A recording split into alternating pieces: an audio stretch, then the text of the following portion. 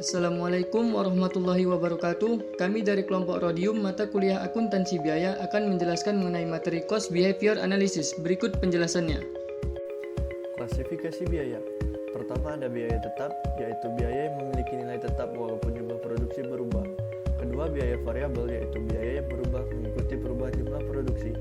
Ketiga, biaya semi variabel, yaitu biaya yang mengandung biaya tetap dan biaya variabel. Contoh dari biaya tetap adalah biaya sewa gedung yang digunakan untuk kegiatan perusahaan. Kemudian contoh dari biaya variabel adalah direct material cost dan direct labor cost. Sedangkan untuk biaya semi variabel mengandung fixed cost dan variable cost. Contohnya adalah gaji sales, yakni berupa gaji tetap dan gaji bonus berdasarkan penjualannya.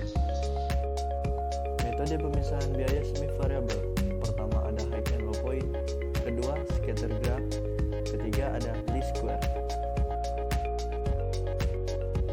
Metode yang pertama adalah metode tinggi rendah atau high and low point.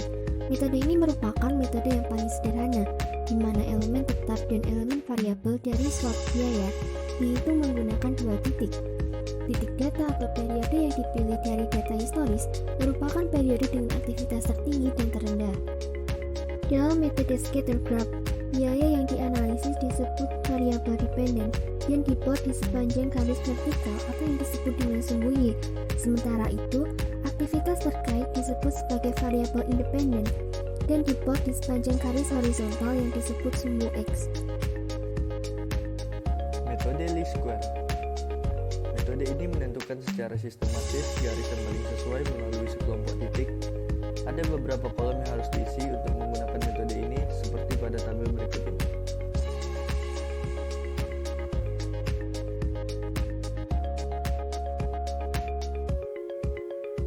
Metode ini menggunakan persamaan Y sama dengan A plus BX, di mana Y adalah variable dependent, A adalah fixed cost, X adalah variable independent, dan B adalah variable cost per unit.